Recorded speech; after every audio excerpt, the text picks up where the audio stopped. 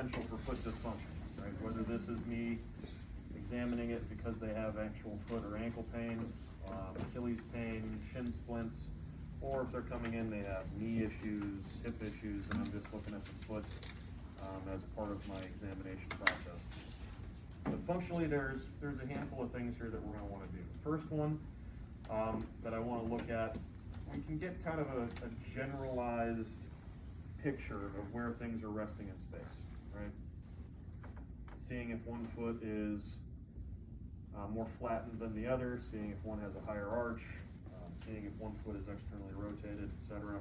These are all things that we can start to appreciate just by observation. Okay, we'll need to look for any incisions, scars, any of those sort of things that kind of pop up that we might need to ask about. Functional test-wise, the first one that I'm going to have patients do, I'm going to have you spread your feet apart a little bit so they're at least shoulder width apart, and we're going to have her go into a squat. Okay, looking for symmetry here, particularly at the ankle. Okay, one thing that we'll notice quite often with this test is we'll have somebody start to squat down and they'll do this, where they twist toward one side and bear the weight all on one side. Generally what that'll indicate is the side they're deviating away from is having a difficult time getting into dorsiflexion. Okay, I can't really see, but you guys can kind of take a look and see what you're seeing there for her. Okay, so that's step one. Step two, we're going to bring the feet back together, and we're going to do a standing axial rotation, letting the feet move.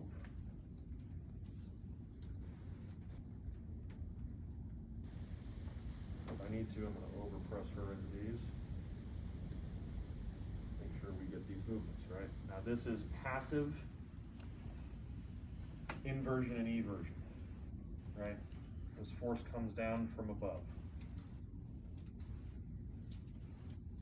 Okay, so we're looking at the ability of the foot to invert and evert here.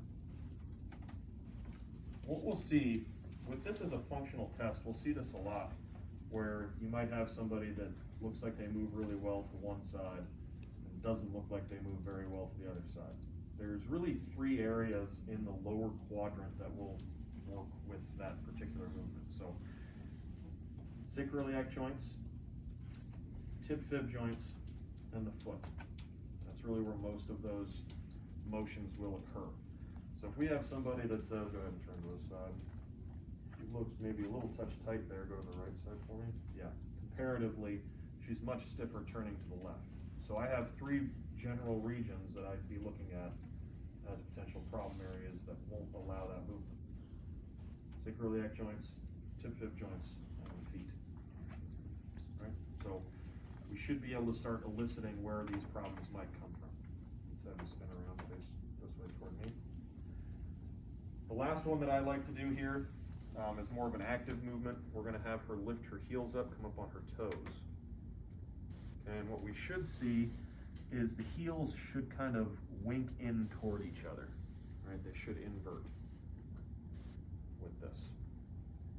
This goes back to our discussion on pronation versus inversion. Right? Pronation, supination versus inversion, eversion is really what it ends up being. But we should see that arch really build up, right? So the medial foot is going to internally rotate. Lateral foot is going to externally rotate.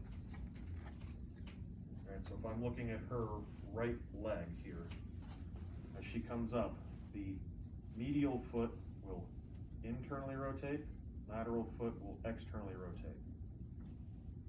Produces that longitudinal arch. Right? How do we name these movements? We name it based on the center line of the body. Right? But the axis of movement is around the second metatarsal, basically between the second and third metatarsal. So if we look at it, doing this on her right foot is internal rotation. Right? It's rotating toward the midline. This is external rotation, rotating away from the midline. That's how we name those motions in the foot. So sometimes it's tough to appreciate that because the foot has a different angle than the rest of the body. Okay, the same is true with squatting, right? It's just in reverse. As she squats down, the medial foot will externally rotate, the lateral foot will internally rotate, flattening out that longitudinal arch. Okay, so there's our active tests, right? Our functional tests. These are the same tests that I will do for every single portion of the lower quadrant: hip, knee, ankle, and foot. Okay, so this is a good baseline just to have these in the bank so you can use these for all of the different lower quadrant joints. Questions there? No, this seemed pretty easy, right? Should be anyway. Okay.